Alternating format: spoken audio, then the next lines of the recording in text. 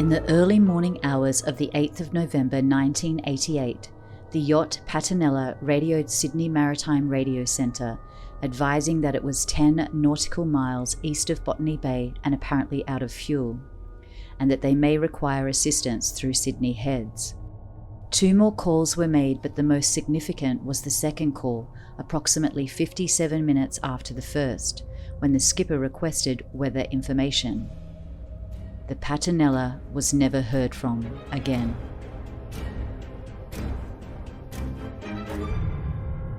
Due to the disturbing nature of this content, viewer discretion is advised. If you like your stories full of intrigue, whodunit, and unexplained true horror, then you made it. True Horror Podcast is all that. Pull up your bed covers, turn off the light, and get ready to hear the bizarre, the mortifying, and supernatural tales where you decide if there's truth in what you hear.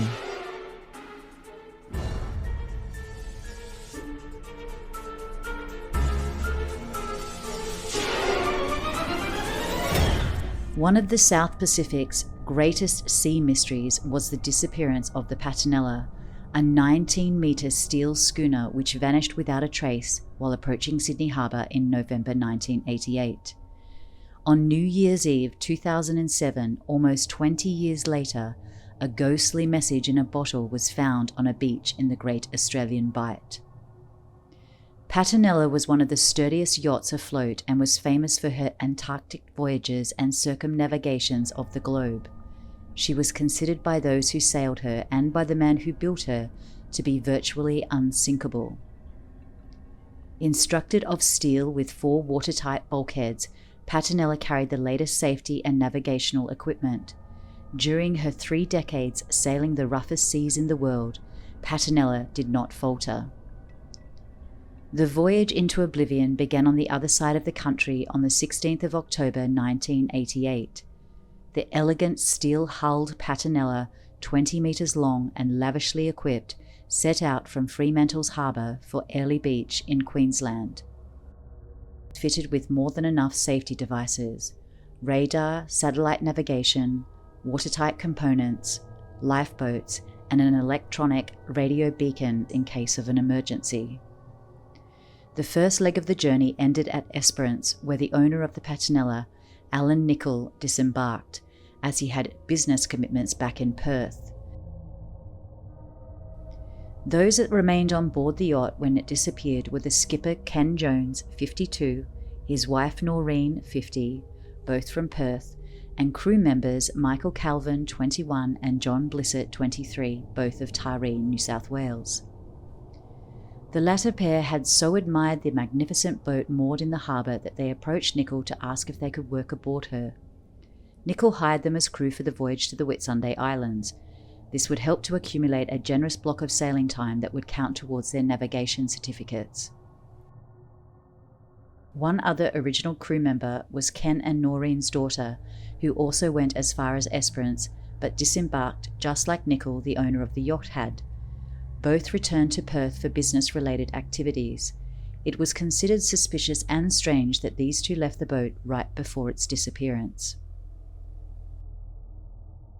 At 12:57 a.m. on the 8th of November 1988, Keith McLennan, a radio operator with the Overseas Telecommunications Commission, OTC, received the first of what would be 3 radio messages from the Patanela. In a voice that seemed relaxed and calm, Ken Jones gave the schooner's call sign. Victor Mike Papa Tango, Victor Mike Papa Tango, and reported their position was 10 nautical miles east of Botany Bay. He then said, "I believe we've run out of fuel. We've hoisted our sails and we're tacking out to the east. Tracking about 080. Our intention is to tack out for a couple of hours, then tack back in. We may need some assistance in the morning to get back into Sydney Harbour." The night was overcast with a light northeast wind and a moderate swell, which the schooner would easily have been able to ride. McLennan subsequently testified that Patanela's seemingly routine message set off no alarm bells. It was quite common for vessels to run out of fuel, and in calm weather like this, there appeared to be nothing to worry about. the schooner would have been within sight of the lights of Botany Bay. Ken Jones made his second call at 1:58 a.m. This time he asked for a weather report, explaining that with the strong winds he didn't want to be caught too far out before sailing into the harbour. He then requested directions to the coastal town of Maria.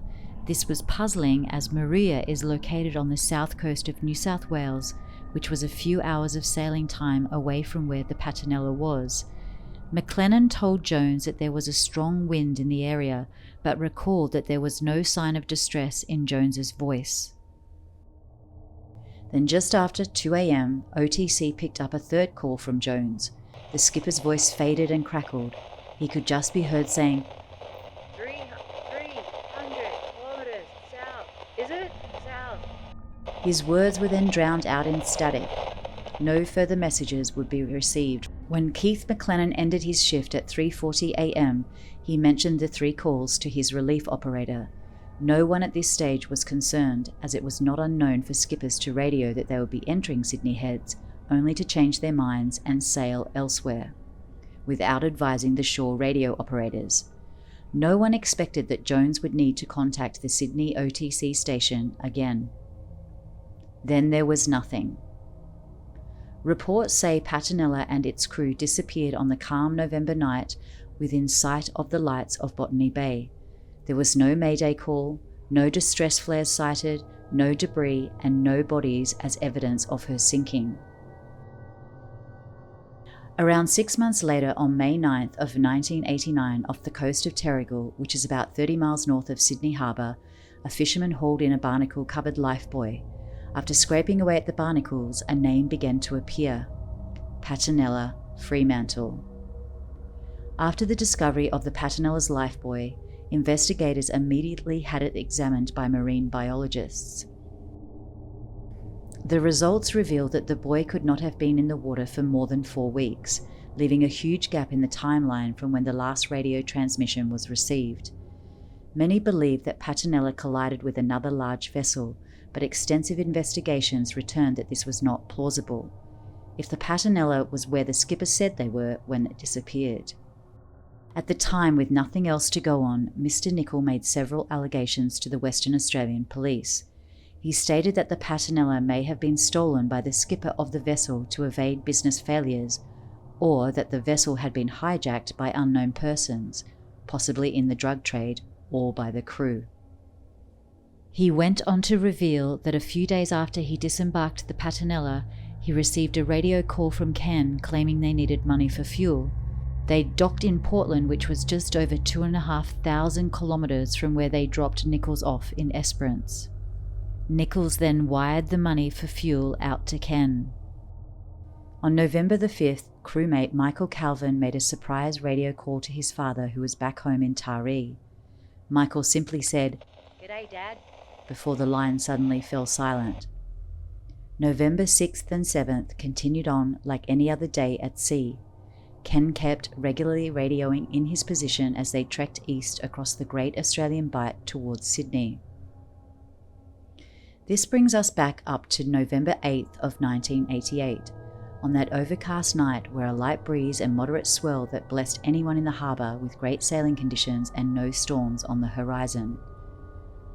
When Keith McLennan received the distress call from Jones that claimed he'd run out of fuel, to Nichols, who had just wired money to them for fuel, it did not make sense.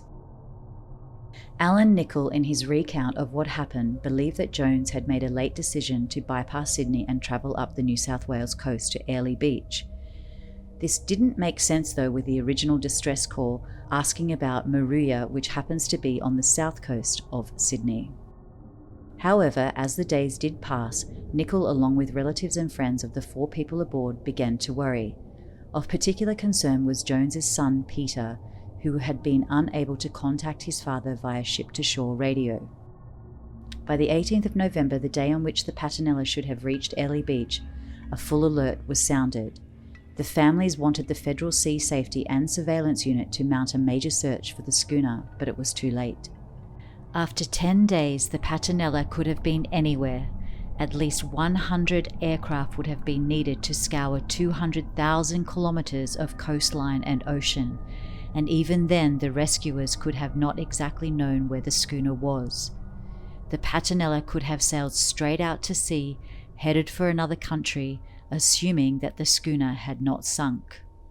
It would have been impossible to find the wreckage, as the water 10 miles from the coast is 140 metres deep, way too deep for divers or a ship with tracking equipment to find anything.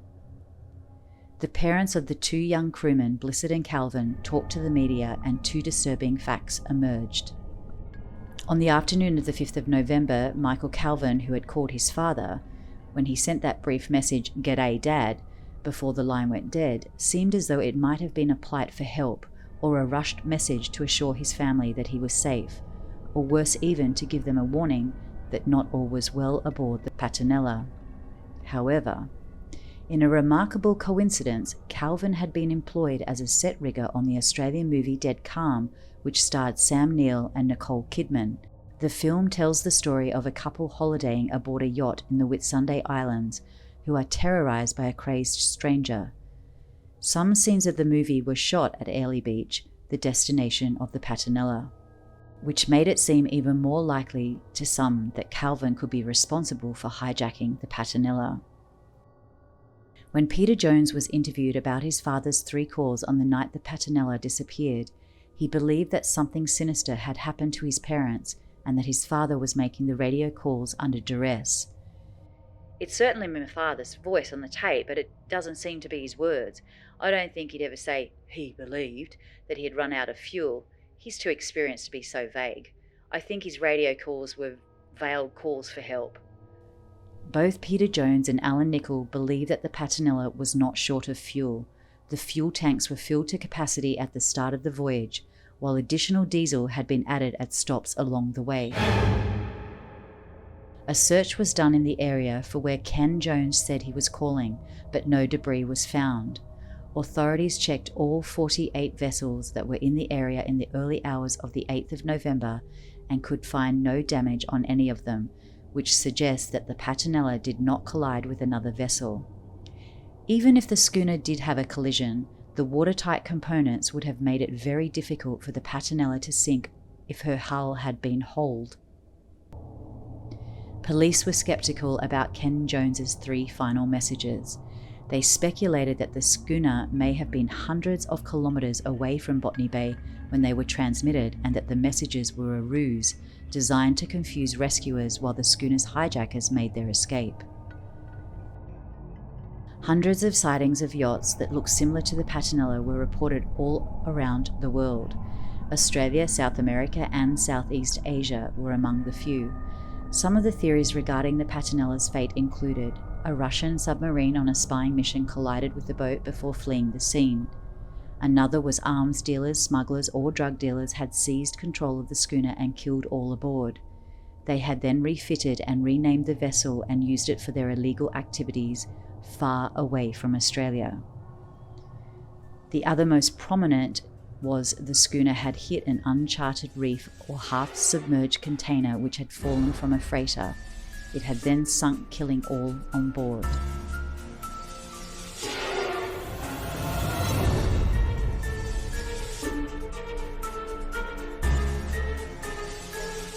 On New Year's Eve 2007, Cheryl Wademan, husband Gary and brother Doug had driven to a remote beach near Eucla at the West Australian-South Australian border for a swim.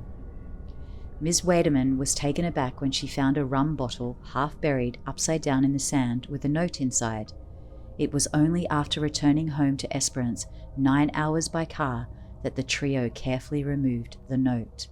The note was written by John Blissett, 23, and one of the crew members. The note in the bottle sheds no light on what happened, rather it offers a sailing holiday to the lucky finder. In faded blue handwriting inside a Bacardi bottle, it was found on a secluded beach near Eucla on the southern coast of Western Australia by Esperance woman Cheryl Wademan, which ironically is very weird because Esperance was where the owner of the boat, Nichols, disembarked with Ken and Noreen's daughter. The note read, Hi there, out here in the lonely Southern Ocean, and thought we'd give away a free holiday on the Whitsunday Islands in North Queensland, Australia, John wrote. Our ship is travelling from Fremantle, Western Australia to Queensland to work as a charter vessel. The note invites the finder to call one of a pair of phone numbers to claim the prize. It gives Patanela's position as 34 degrees, 26 minutes, 20 seconds south, 129 degrees, 18 minutes, 54 seconds east in the Great Australian Bight. That's south of Eucla, raising the possibility that the bottle drifted ashore and has sat undiscovered since. John's mother Marge of Taree said she was stunned to receive a message from Mrs. Waderman revealing the discovery. It was totally unexpected. It was not going to solve the mystery, but it was a little piece of John we never had, she said. It showed what an enjoyable and interesting trips they were having. They were two young blokes having a good time, and they wanted to give somebody else a good time to enjoy the experience of sailing on such a magnificent vessel. In an email to the Blissett family, Miss Waderman describes stumbling across the bottle while wandering along the beach. We had a great time as it was very isolated and we love beachcombing, fishing and collecting old bottles, she said. The bottle did not look very old, but I was still very excited and we decided to open it at home. We were all extremely upset after finding out the story and to know that these people were actually missing. What was also intriguing was that the young crew member Michael had written a letter to his twin sister while on board the Patanela. The following is an account of that letter. The yacht was surging across the Great Australian Bight under clear skies and a full moon with a good wind and a huge swell right up the bum, penned Michael Calvin in a letter to his twin sister Sue. It was October 26, 1988 when he wrote the letter, with a feeling that life was one great adventure for both the 21-year-old from Taree and his mate John Blissett, the other crewman aboard the 20-metre luxury schooner. They had been 10 days at sea sailing out of Fremantle bound for the Whitsundays, with their next port of call, Port Lincoln, where he would post his letter before a series of stops on the way to Airlie Beach, where the pair had been promised use of the boat for a charter business. He wrote in the letter, "Myself and John will then drive, fly or bus back to Taree for Chrissy, see the folks, maybe spend 2 weeks, then make our way back to start up a charter business on board." Then came an intriguing postscript. "We've just made a message in a bottle for a free holiday on board the Patanela." But Sue never saw her brother again. "When we read the date, it blew us away," Mrs. Waderman recalled. "They disappeared only a week or so after writing the message in a bottle." Over the years, there have been dozens of reported international sightings and rumours that John and Michael may have been involved in hijacking the boat. An inquest in 1992 had returned an open finding. Authorities believed the most likely explanation was that the boat was struck and sunk by a freighter. The disappearance of the Patanela was a mystery in that the coroner concluded that the vessel had sunk, but what had caused it, he was unable to say. Even today, it is a conundrum yet unsolved, one that seems to defy a definitive answer. It is truly one of the greatest sea mysteries of all time. No wreckage of the vessel or the remains of crew members has ever been found. There have been inquiries into various allegations insinuating that the Patanela is afloat and involved in criminal activities, but still nothing has ever been able to substantiate that. What do you think happened to Patanela and its crew? If you like this story, you know what to do, that 5-star review. Or you can swing by YouTube to comment and like. Now, if you want to get more personal and scare me with your tales of horrors, take a ride on the wild side and share them on my subreddit, True Horror Podcast. Until next time, remember that sometimes things you see in the shadows are more than just shadows.